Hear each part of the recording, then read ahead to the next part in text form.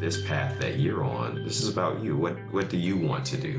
What does success look like for you individually? What does purpose look like for you? What do you feel you will enjoy doing? And then proceed in such a way that allows you to be successful on those goals. This is the Gies Download, a podcast from the University of Illinois Gies College of Business. I'm your host, Tim Sinclair, and on today's episode, we're joined by the Associate Dean of Undergraduate Programs at Gies, Associate Teaching Professor and Joseph and Margot Lakonishok Faculty Fellow, Nehemiah Scott. Nehemiah didn't always know he wanted to teach, but once he realized it, he never looked back. And now, he's helping lead the next generation of students and professors through the ever-changing higher education landscape. Let's just start with why academics? I remember, in my undergraduate path, I started in engineering, actually. So engineering, I studied computer engineering, and I did about 3.5 years as a stored procedure programmer. Also did some work as a manufacturing tech for a company called the Quizmaster Company for a couple of years as well.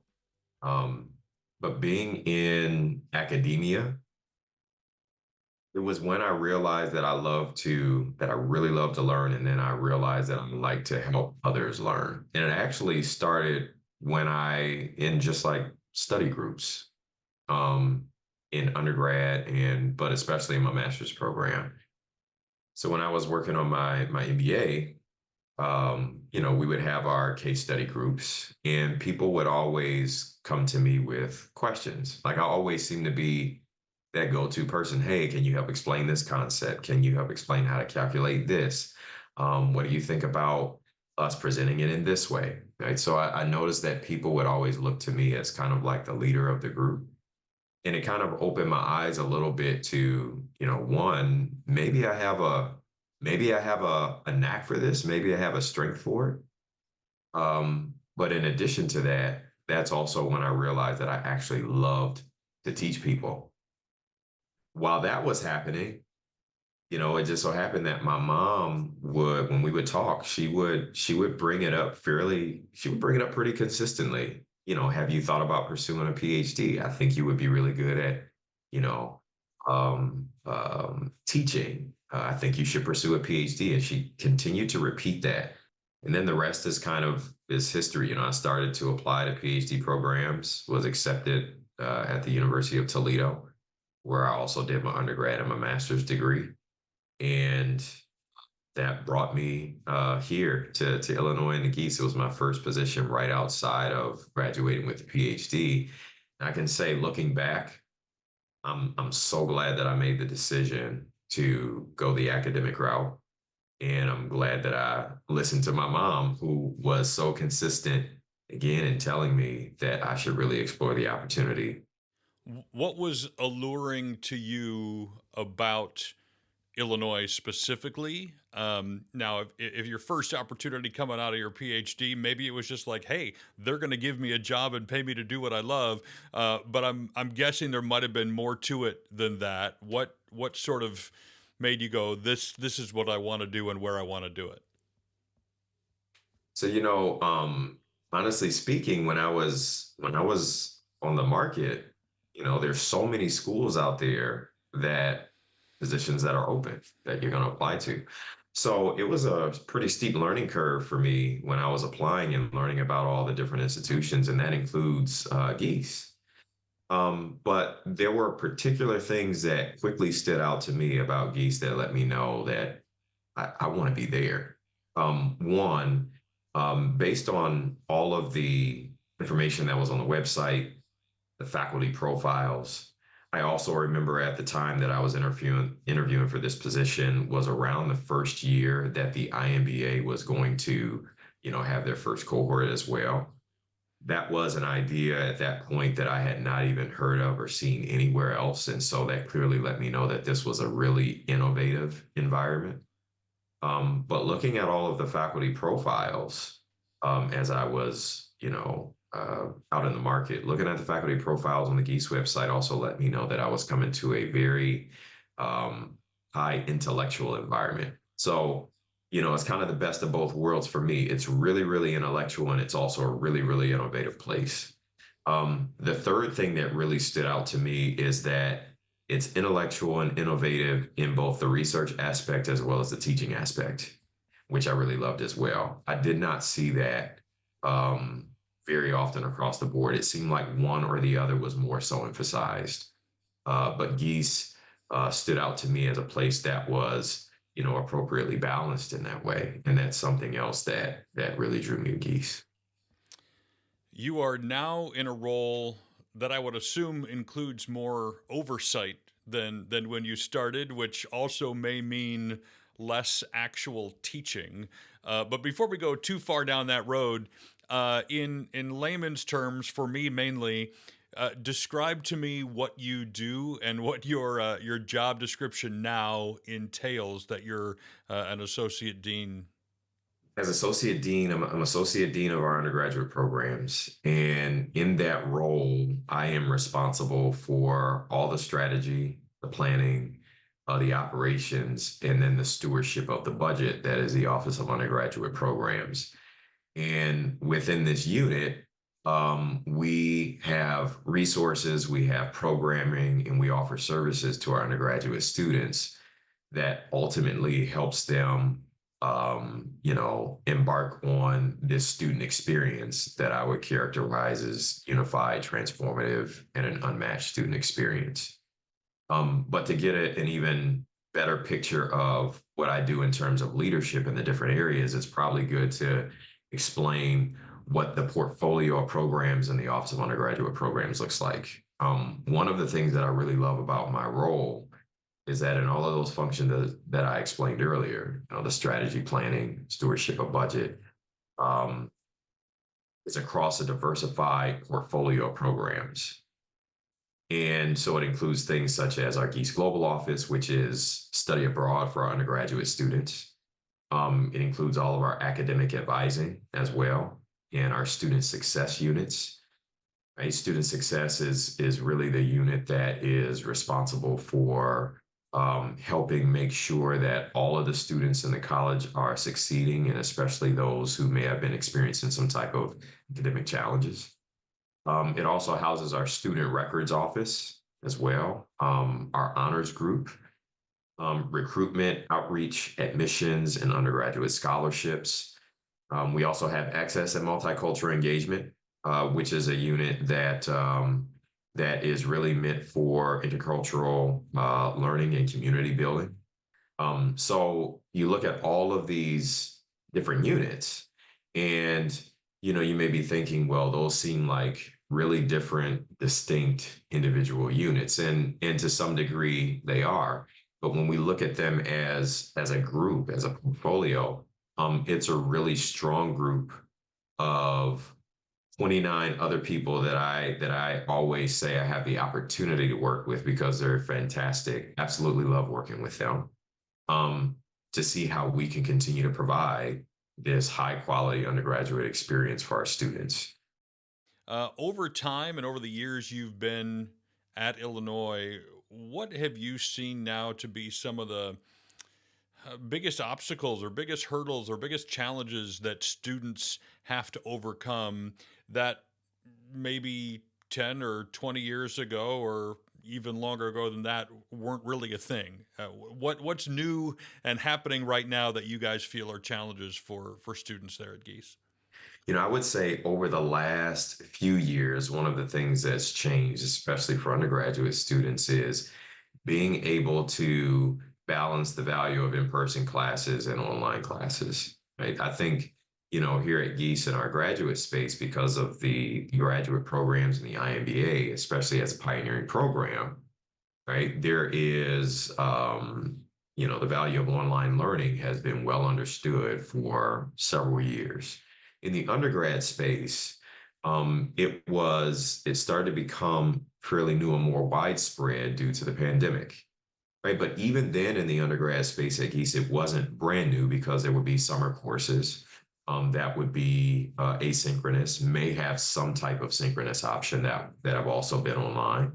And then our business minor is an online degree as well. but still for the undergraduate student mindset, because so much of the experience is face to face, in person, residing on campus, right? It is a different way to try to envision the online learning for undergraduate students versus grad. So that's one challenge, and I think that that is a challenge that at Gies we actively talk about and see it as an opportunity for undergrad students. But there are other challenges, not specific to Geese that I think across the board students are dealing with. That I think Geese in particular is positioned to help our students be successful. Over this last year, we saw several of them. Right, one was, just it's really just overall access from different points. So one point of access, financial access. Like, there was a whole FAFSA debacle that happened this past year where FAFSA decisions were delayed by 6, 7 months. Of course, that's negatively going to affect a student if they don't know what their package is going to look like. For some of those students, they may have decided not to attend college at all and take a year off. Challenges with maintaining a diverse cohort. There was a Supreme Court decision. We also see that based on the state that you live in and the politics, there may be diversity programs that have come under fire, right? So it creates a situation that's another access situation, especially for underrepresented minority students. But then there's also some access issues for current students. I was recently reading a report where between 2022 and 2024, there are millions of students who have college credit, but they don't have a degree, which means something happened somewhere as they were in their degree program. And it could be for a variety of reasons. It could be to emergency situations. It could be due to because there weren't the academic resources for students to be successful in the classroom. It could be due to not having the proper career professional development resources to help them think about, how they should kind of tend to their expectations. So all of those challenges I feel are very, very different than if we look back 4 or 5 years ago. I feel that at Yeast, we actively talk about all of these things. And I say that I feel that that's unique because I am aware of places where those things are not talked about in one way or the other. But at Geese, we have committed ourselves to these things. We've committed ourselves to access. And I feel that these things are all attached to access. And again, I feel that as Associate Dean, I have the opportunity to be able to talk to people that's in the Office of Undergraduate Programs, as well as our colleagues within the college, as well as colleagues around campus, to figure out problems. And then we are actively working to figure out solutions for those as well. What is one thing that you've learned or been told or taught, whether it's maybe in research or in teaching or in school or from your mom, like it can be from anywhere, that you wish more regular people knew? People who are outside your sphere, people who are looking at academia from non-academic perspectives. What is one thing that you just would go, man, if only we could all figure this thing out, things would be so much easier or better.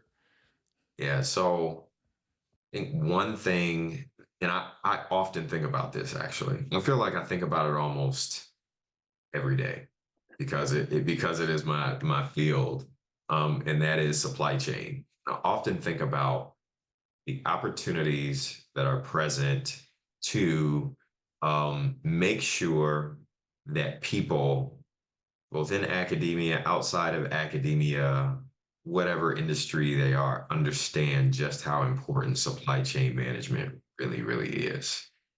And I think that the pandemic provided plethora of examples why supply chain is so important because we saw it be disrupted literally overnight. I can't really think of another situation that disrupted it in the way that it did.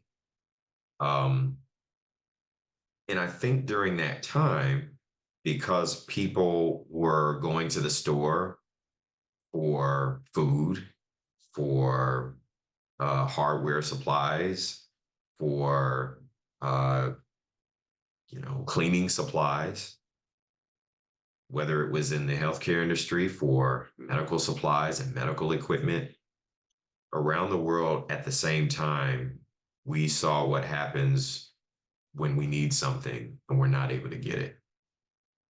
And I always think it's at those times where people really remember how important something like supply chain is. I think it's interesting now that the pandemic is over, right? Um, there are still some impacts of the pandemic, but supply chains have, for the most part, rebounded in such a way that consumers no longer feel the impact of the pandemic. And because they no longer feel it, it becomes difficult for us to remember sometimes just how important supply chain is. So that's why I say, if there was, I think about that all the time. How do we get the message consistently out there about just how important the supply chain is in our everyday life? Well, and I think it's called a chain for a reason because there are lots of links, right? So we think about our own link, and our link is my trip from here to Walmart, and that's it. Like that's the only thing that concerns me as a non-supply chain guy. But there are probably infinite links in certain chains, and if one of those goes bad, everybody feels it. That's right. Yeah, it's funny. I feel like you just gave like a mini. Yeah, I feel like you just gave a mini lecture on supply chain. That's a really, really good point. That's a that's a really good point. That is one of the most important things that I feel like I talk about in just about every class is that is a network of companies. And supply chain professionals are responsible for thinking outside their own individual lane to ensure that goods and products and services get to where they need to be, right time, right place, right quantity. So many other things. If there's a piece of advice you could give students today, maybe this is something you were given as a student, maybe it's something you developed over time in the working world. Uh, what would you say, or what do you enjoy sharing with students now when you get a chance to interact with them there at Geese? So feel like I have a good response for this one, but want to also give a little context as to why. So since my time at Gies 2015, taught a large number of classes. So I've had a chance to engage with a lot of students, directed our supply chain program as well, had a different type of engagement with students, taken students on study abroad trips, yet a different type of engagement. Now, my current role, yet a different type of engagement. And I feel that there is a common thread across all of those experiences that I see in students, which I've always felt, that I need to give this piece of advice to them. And that is um, try not to be the best someone else that you can be. Just be you. And the reason is because I mean, in a high achieving, competitive, rigorous academic environment, it can be really, really easy for students to kind of look across the aisle and compare themselves to their peers, whether those peers are close or whether those peers are someone that they met in class that they had one conversation with and just happened to get an internship at the company that they wanted to get an internship at. And it's so there is a dynamic amongst students that if they are not doing what the person next to them is doing, that they're not successful. And so I really try to make sure that students understand like this path that you're on, this is about you. What do you want to do? What does success look like for you individually? What does purpose look like for you? What do you feel you will enjoy doing? And then proceed in such a way that allows you to be successful on those goals. You can be successful in your way, and your peers can be successful in their way. So be the best you that you can be. Try not to be the best someone else that you can be. I just read a study and actually saw a video the other day about the body emitting waves of emotion, and it's apparently possible to test what those waves are and what feelings. So if you put a person in an isolated room, you can tell with the waves emitting from their body whether they're angry, whether they're happy, whether they're joyful, whether they're fill in the blank. And they said the strongest wave, the one that head and shoulders above all the others that was emitted from a human body, is authenticity. And when that person is being authentic, that makes all the difference in the world. And then other people's ability to sense those things is off the charts too. So your advice is well taken, and hopefully students do grasp that sooner rather than later, because it can make a huge difference in their career and their ultimate success if they just learn to be okay with who they are. Absolutely. Like I think about typically the age of our undergraduate students, they may start around 17 and 18 years old. I mean, those years are extremely formative point in their life. And that's why, advice and just kind of being encouraged to be authentic and to be successful in your way, that is probably one of the most important times of their life to hear it, because they're hearing it at a point where they are surrounded by so many other peers who are doing so many great things. And when I tell students this, it's almost like a sense of, it's almost like a release of some sort of stress or anxiety that I see from them, because it seems like they just needed to hear from someone who's in a certain position that, yeah, absolutely, you can be successful doing exactly the thing that you're doing right now and don't change. If you can live at the center of ability, passion, and opportunity, you'll be successful. And sounds like you guys as a whole, and you specifically there at Gies, are leading students in exactly that direction. And it doesn't go unnoticed. So thank you for doing what you're doing and for leading how you're leading. I will also add before we wrap up that I'm glad your passion is academia, because I don't get jealous of voices very often, but you've got a great one, and I don't want the competition. So I appreciate that. be sure to join us for the next Gies Download. In the meantime, you can learn more about the Gies College of Business at giesbusiness.illinois.edu.